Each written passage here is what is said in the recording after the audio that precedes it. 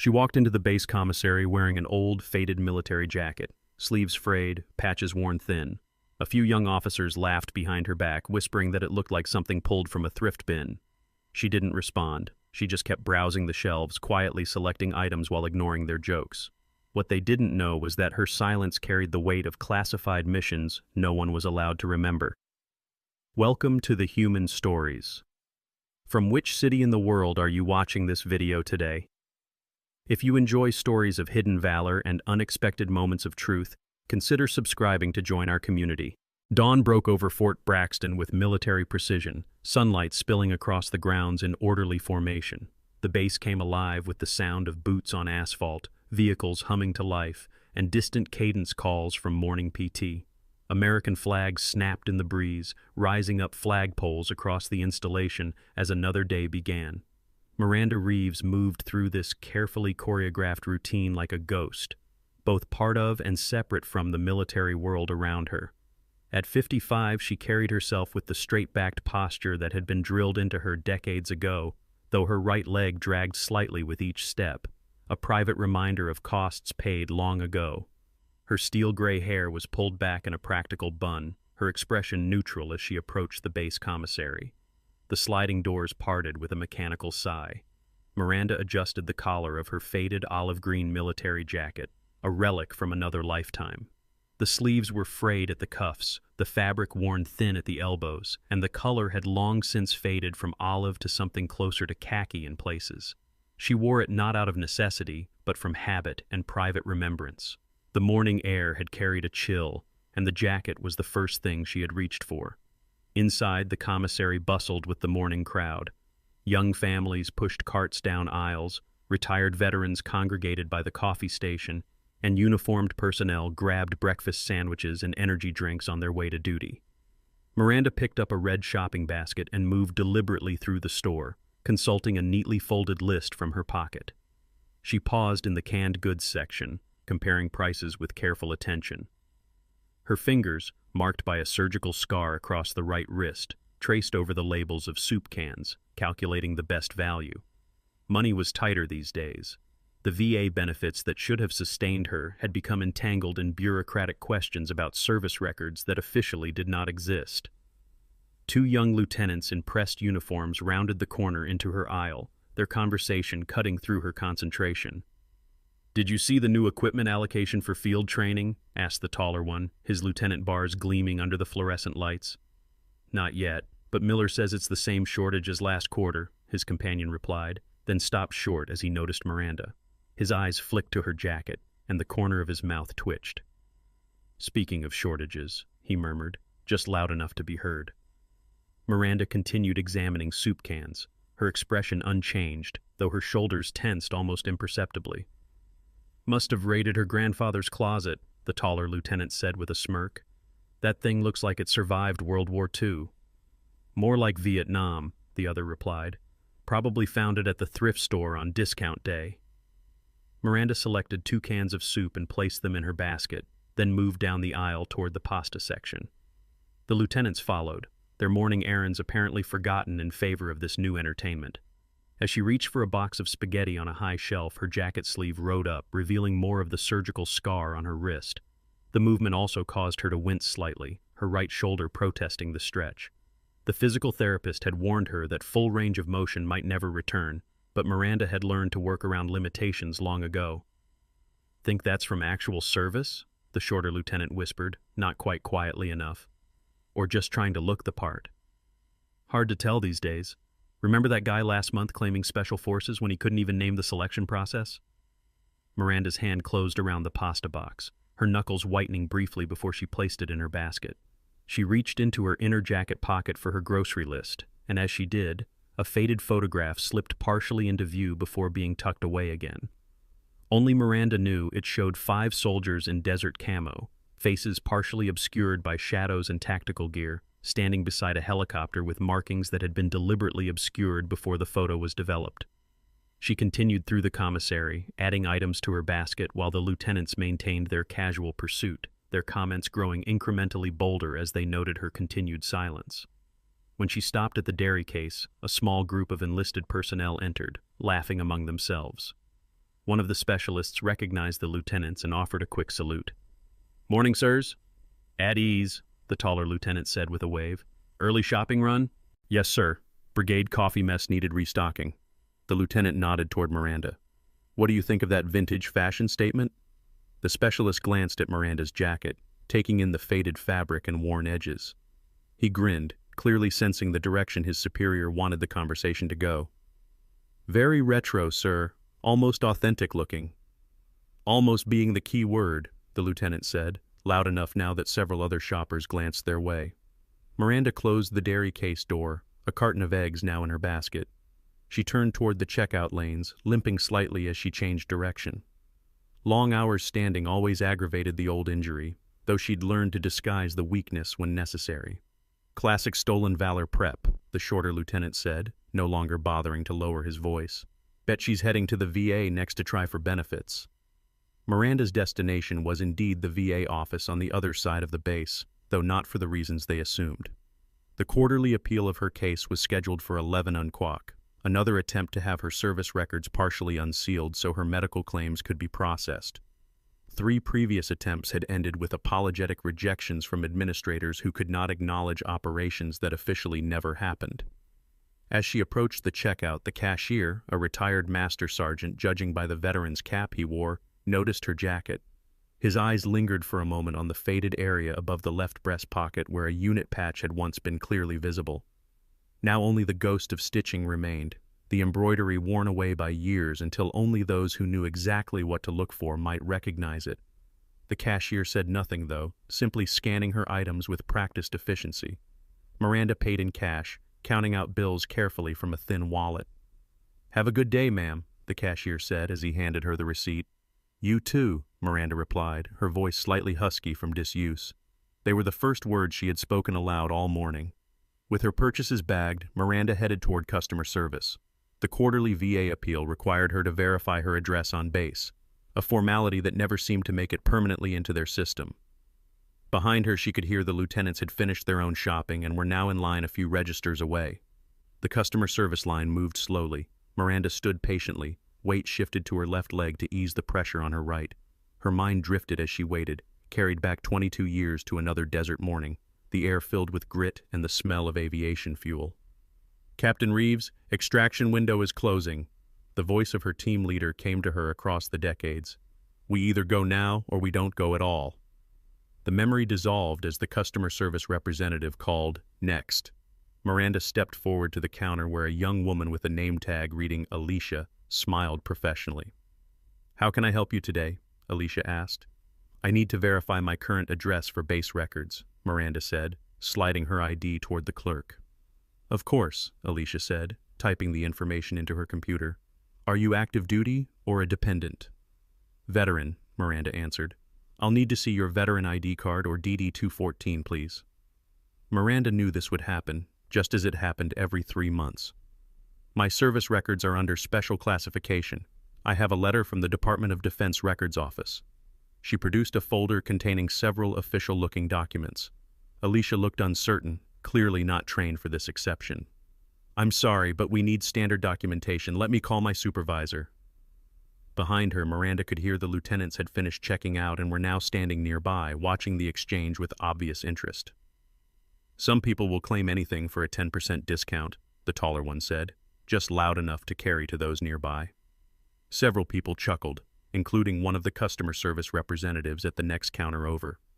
The supervisor arrived, a middle-aged woman with an efficient manner. She examined Miranda's paperwork with a frown. "I'm sorry, ma'am, but these documents don't meet our requirements for veteran status verification. We need standard documentation." "These are the only documents I'm authorized to carry," Miranda explained, her voice remaining even despite the familiar frustration building behind her calm facade. "Then I can't update your information in our system," the supervisor said apologetically. "You'll need to contact the VA directly." "That's why I'm here," Miranda said. "The VA sent me to verify my address with base records before my appointment." The bureaucratic circle was one she had walked many times before. Her service with Spectre Group remained classified at a level that prevented normal documentation, yet the injuries she had sustained required ongoing medical care. Each denial added another layer of frustration to a process that seemed designed to make her give up. Behind her, the lieutenants had drawn a small crowd with their commentary. "Classic case," the shorter one was saying to an interested specialist. "Wear something that looks military enough to pass a quick glance. Make up some story about classified operations so no one can verify anything." "People who do that should be prosecuted," the specialist agreed, casting a judgmental glance toward Miranda. The supervisor handed back Miranda's folder. "I'm sorry I can't help you. You might try the main administration building instead." Miranda accepted the folder, tucking it into her jacket's inner pocket. As she did, the edge of a challenge coin briefly became visible, not the mass-produced variety sold in base gift shops, but a rare, specialized design given only to members of units whose existence remained classified. "Thank you for your time," Miranda said quietly. She collected her groceries and turned to leave, finding herself facing the small crowd that had gathered. The expressions ranged from outright mockery from the lieutenants to uncomfortable embarrassment from those who sensed they might be witnessing something they didn't fully understand. Miranda straightened her shoulders, the ingrained military bearing asserting itself automatically. She walked toward the exit, maintaining her dignity despite the whispers that followed her. The automatic doors slid open ahead, revealing the bright morning sunlight beyond. The automatic doors slid open, and Miranda found herself face to face with another uniform, this one adorned with 4 stars. General Marcus Harris entered the commissary, flanked by 2 aides, his attention focused on a document in his hands. He was a tall man with close-cropped silver hair and the bearing of someone who had spent a lifetime in command. "I want those deployment numbers recalculated by this afternoon," he was saying to the aide on his right. "The committee needs accurate projections, not best-case scenarios." "Yes, sir," the aide replied, making a note on his tablet. Miranda automatically shifted to the side to let them pass, tucking her grocery bags closer to her body, her eyes downcast in the instinctive deference civilians often adopt around high-ranking officers. She had nearly cleared their path when General Harris glanced up from his document, his eyes passing over her in the casual assessment of a security-conscious officer. Then he stopped. His body went rigid, the document in his hand forgotten as his gaze locked onto the nearly invisible patch above Miranda's heart. It was nothing more than a shadow on the fabric now, the embroidery worn away until only the faintest outline remained, a ghost of stitches that had once formed a symbol known to very few. The general's aides continued 2 steps before realizing their commanding officer had stopped. They turned, confused expressions giving way to concern as they observed the general's reaction.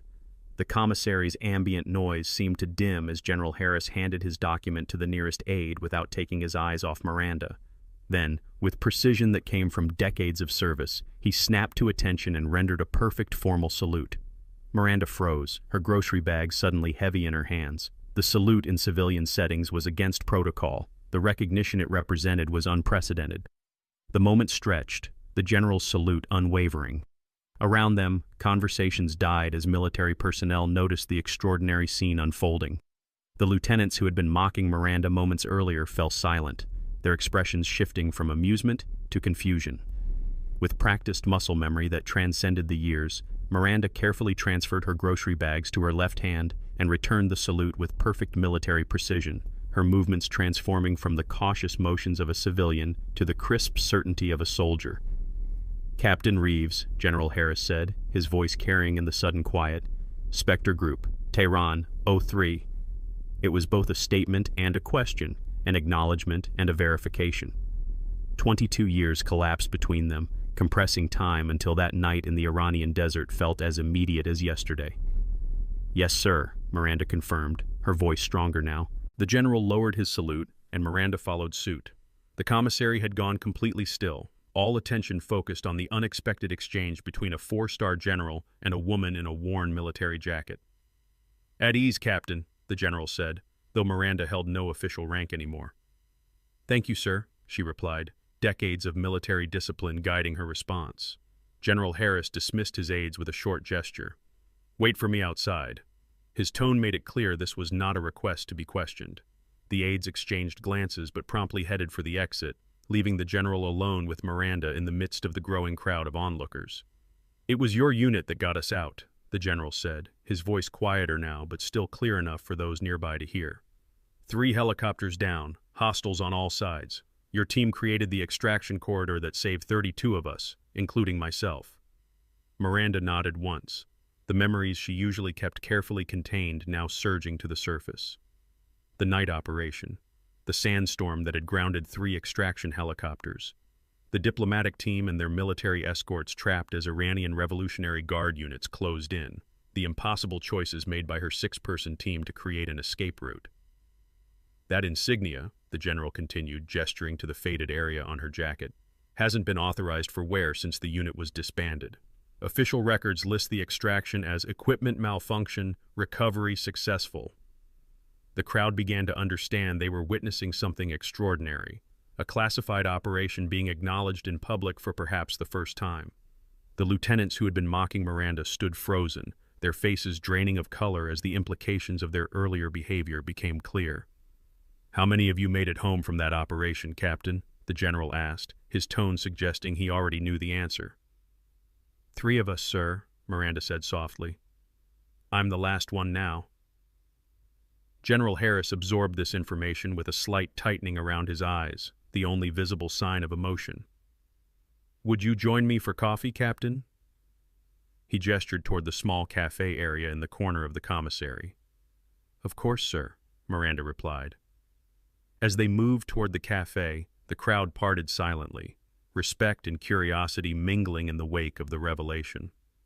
The lieutenants stood rooted to the spot, mortification evident in their rigid postures. The general and Miranda settled at a small table in the corner, away from most of the onlookers. A young airman working at the cafe counter rushed over to take their order, clearly flustered by the general's presence. "Just coffee, Black," the general said.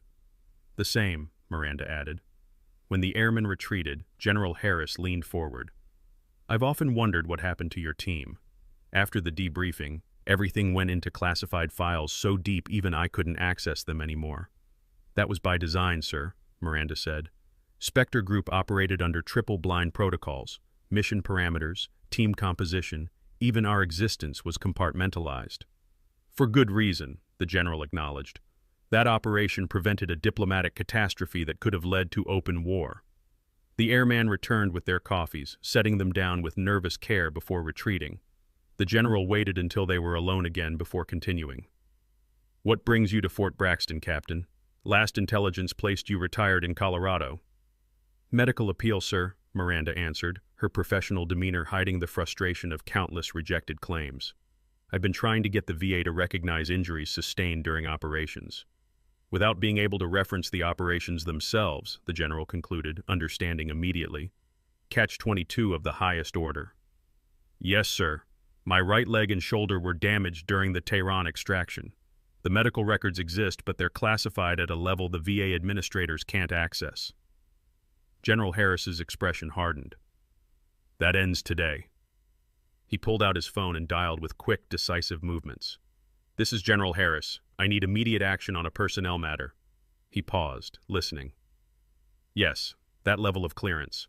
My authorization code is Sierra 9 Delta 40 Tango." Another pause as he listened to the response. "I need everything we have on Spectre Group declassified immediately, specifically relating to personnel injuries sustained during the Tehran Operation 2003. Priority directive."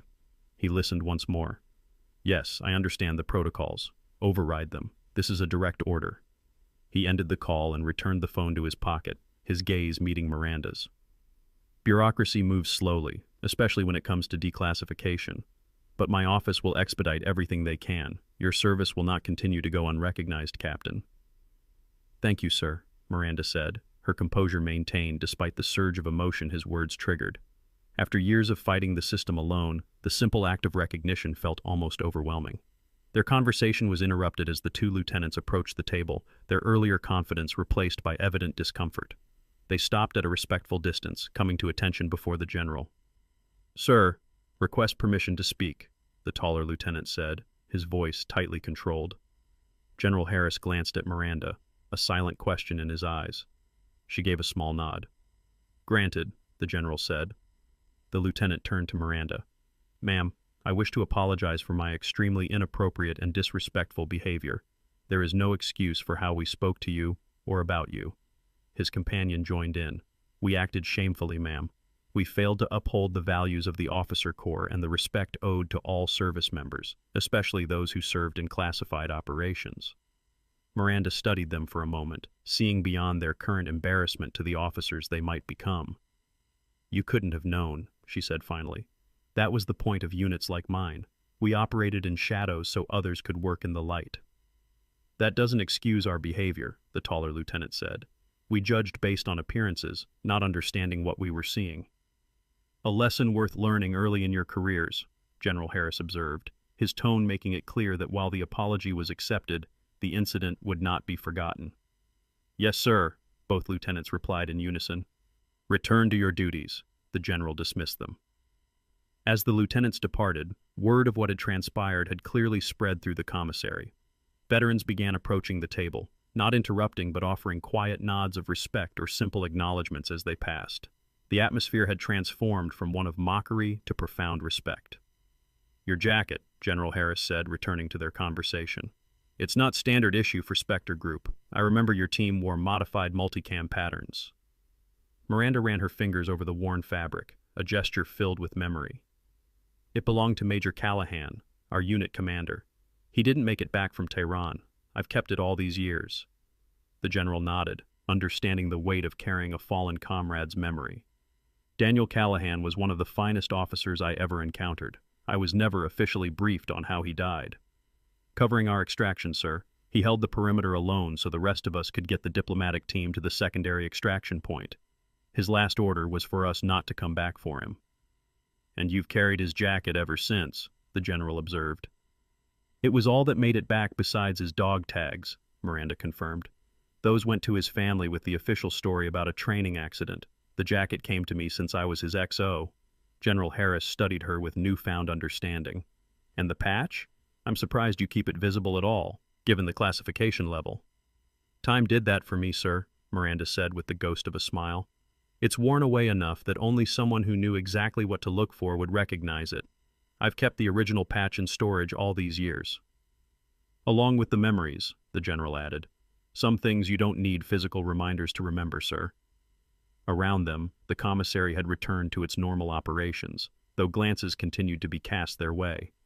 The supervisor from customer service approached cautiously, her earlier bureaucratic certainty replaced by nervous deference. "General Harris," she began, "I want to apologize for any inconvenience earlier. If there's anything customer service can do to assist Captain Reeves, we would be honored to help." "Thank you," the general replied.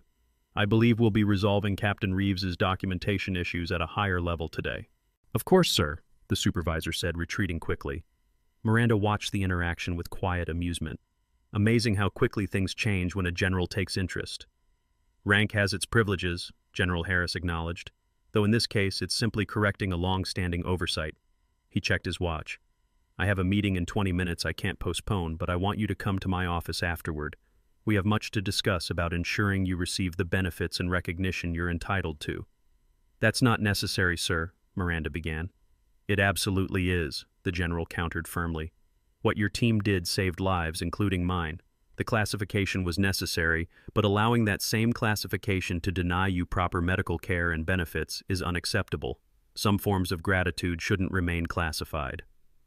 3 months later, Miranda Reeves walked through the same automatic doors of the Fort Braxton commissary.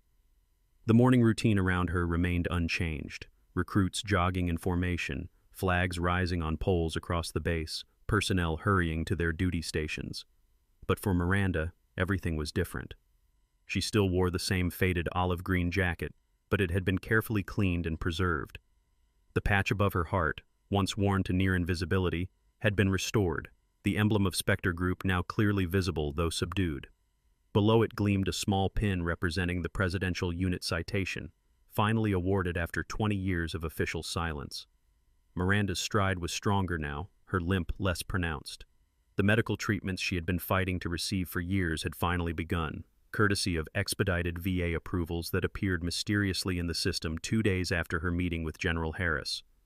Physical therapy was slowly restoring function to her damaged leg and shoulder, though the therapists warned that some limitations would always remain. The commissary was busy with the morning rush, but today Miranda noticed the difference in how people regarded her. The mocking glances were gone, replaced by nods of recognition or respect. Not everyone knew her story, most of the details remained classified, but word had spread through the base community that the woman in the faded jacket was someone who had earned her place in military history, even if that history remained partially redacted. The clerk at the customer service counter recognized her immediately. "Good morning, Captain Reeves," she called with a respectful nod. "Good morning, Alicia," Miranda replied, having learned the young woman's name during her now much smoother interactions with base services. As Miranda selected a shopping basket and began moving through the aisles, she noticed one of the lieutenants from that day 3 months ago. He was alone this time, examining canned goods with the serious concentration of someone still learning to manage a household budget on military pay. When he looked up and saw Miranda, his expression cycled quickly through recognition, embarrassment, and resolve. He approached her with the direct manner officers were taught to use when addressing difficult situations. "Captain Reeves," he said, coming to a respectful stop several feet away.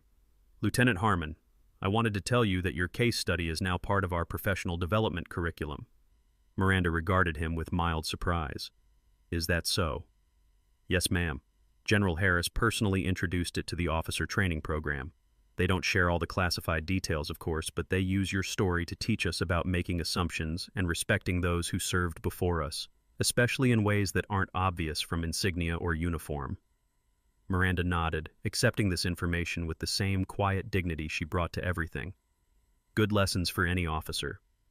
"They are, ma'am." The lieutenant hesitated, then added, "I've taken those lessons particularly to heart, given my personal failure in that area." "We all learn from experience, Lieutenant," Miranda said, her tone softening slightly.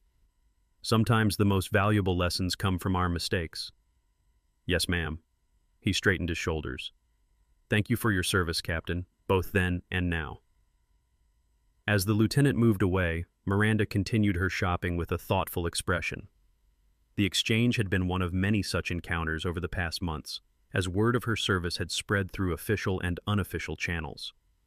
General Harris had been true to his word, starting the process of limited declassification for the Spectre Group records related to medical treatment and benefits. While most operational details remained highly classified, enough had been made available to validate the service of the surviving team members. For Miranda, the changes went beyond improved medical care and proper benefits. After years of operating in shadows and then living in the limbo of unacknowledged service, the simple act of recognition had shifted something fundamental in her relationship with her past. She completed her shopping efficiently, selecting items with the same careful attention to value, though financial concerns were less pressing now that her disability benefits had been approved. As she approached the checkout, she noticed the same cashier who had recognized her jacket that first day. "Morning, Captain," he said with a nod to her patch. "Good to see that getting the respect it deserves now." "Morning, Master Sergeant," she replied, having learned his name and former rank during previous visits. "Things have improved considerably." "About time," he said as he scanned her items. "Some of us suspected what that fade-out patch might be, but you don't ask about those things unless someone wants to tell you." "Appreciate the discretion," Miranda said. "It's been ingrained for so long it's still strange having it acknowledged." "I imagine so." He finished bagging her groceries. "My nephew's at the academy now. Says they've started teaching about specialized units and proper protocol. Your unit specifically got mentioned, though not by name or mission details." "Progress," Miranda agreed, paying for her groceries. As she turned from the checkout, a young female officer approached her, moving with the slightly nervous energy of someone about to speak to a superior they greatly respect. She was perhaps 25, with lieutenant bars gleaming on her uniform and the focused intensity of the recently commissioned. "Excuse me," the young woman said. "Are you Captain Miranda Reeves, from Spectre Group?" Miranda assessed the lieutenant with a quick glance, noting the intelligence insignia on her uniform. "I am." The lieutenant came to attention, offering a crisp salute. "Lieutenant Sarah Mercer, ma'am, 103rd Military Intelligence Battalion." Miranda returned the salute with ingrained precision. "At ease, Lieutenant. How can I help you?" "Ma'am, I've been studying your extraction techniques as part of advanced training. They've incorporated the declassified portions of your Tehran operation into the updated field manual." The lieutenant's expression showed genuine admiration. "Your innovations in limited resource extraction under hostile conditions have become foundational training." For the first time in longer than she could remember, Miranda felt a flush of pride that had nothing to do with hidden accomplishments. "I'm glad the lessons we learned the hard way are being passed along." "They are, ma'am," Lieutenant Mercer assured her. "In fact, I'm part of a training development team working on updated protocols based on your team's methods." She hesitated briefly. "I was wondering if you might consider speaking to my platoon sometime. Having insight directly from you would be invaluable." 20 years of instinctive silence warred briefly with the new reality of selective disclosure. Miranda studied the young officer, seeing in her the same determination and intelligence that had marked the members of her own team so long ago. "I'd be happy to speak with your platoon," Miranda said, surprising herself with how easily the words came. "Within classification limitations, of course." Lieutenant Mercer's face lit up. "That would be incredible, ma'am. The team would benefit tremendously from your experience." They exchanged contact information, and as the lieutenant departed with a final salute, Miranda found herself contemplating this unexpected turn in her life's path. After decades of shadows, she was stepping cautiously into the light, finding purpose in sharing what could be shared with the next generation. As Miranda left the commissary, grocery bags in hand, she passed a group of young soldiers who straightened instinctively at the sight of her patch and citation. Their reactions were no longer based on assumptions about a worn jacket, but on recognition of what it represented. Outside, the morning sun had risen fully, casting sharp relief across the orderly landscape of Fort Braxton. Miranda paused for a moment, adjusting to the brightness. A figure approached from the direction of headquarters, and she recognized General Harris walking with another officer. The general noticed her and altered his course slightly to intercept her path. "Captain Reeves," he greeted her. "Just the person I wanted to see." "General," Miranda acknowledged with a nod. "How can I help you, sir?" "I've been reviewing the progress on the declassification process," he said. "There's been a development I think you'll want to hear about." "Sir?" "We've located Specialist Rodriguez's family," the general said, referring to another member of Spectre Group who hadn't survived. "With the partial declassification, we can finally arrange proper recognition for his sacrifice. His daughter will receive his Silver Star next month." Miranda absorbed this news, thinking of the young communications specialist who had died ensuring their extraction team maintained contact during the operation. His daughter must be in her 20s now. 26, the general confirmed. She grew up believing her father died in a training accident. Now she'll know he died a hero even if she can't know all the details. "That matters," Miranda said softly. "It matters a great deal." "We'd like you to be part of the ceremony," General Harris continued. "As the last surviving team member, your presence would mean a lot to his family." "Of course, sir. I'd be honored." The general nodded. "Excellent. My aide will send you the details." He gestured to the patch on her jacket. "I see you've restored the insignia." "Yes, sir. Seemed appropriate now that it's partially acknowledged." "It suits you, Captain," the general said. "Always did." He checked his watch. "I need to get to a briefing, but there's something else I wanted to mention. We're establishing a specialized training program for extraction operations under complex conditions. Your input would be invaluable in designing the curriculum." "Teaching was never my specialty, sir," Miranda said cautiously. "Experience is what we need, Captain, the kind that can't be found in manuals. Think about it." With a final nod, the general continued toward headquarters, leaving Miranda to consider this new possibility. As she walked toward her car, Miranda's thoughts drifted to the members of her team who hadn't lived to see this day. Major Callahan, whose jacket she wore. Specialist Rodriguez, whose family would finally learn part of the truth. Lieutenant Way and Sergeant Decker, who had made it home but succumbed to injuries and illness in the years since. She had carried their memories alone for so long, the sole custodian of their shared history. Now, at least some of that history would be preserved, acknowledged, and learned from. Not everything. Some aspects of their operations would remain classified for decades to come, but enough that their service and sacrifices would no longer be completely hidden in redacted files and officially non-existent units. Miranda reached her car and carefully placed her groceries in the trunk. As she closed it, she caught a glimpse of her reflection in the window. The woman who looked back at her stood straighter than she had in years, the restored patch and new citation gleaming in the morning sun. For the first time in decades, Miranda Reeves smiled, a genuine expression that reached her eyes. She was no longer invisible, no longer caught between worlds. The classified operations would always be part of her, but they no longer defined the entirety of her existence. She had stepped out of the shadows, not completely into the light. Some shadows would always remain, but into a middle ground where her service could be acknowledged, where the next generation could learn from what she and her team had accomplished and sacrificed. As Miranda drove away from the commissary, she began mentally preparing for her meeting with Lieutenant Mercer's platoon. There were lessons to be shared, wisdom to be passed along, a legacy to be honored. After 20 years of silence, she finally had something she could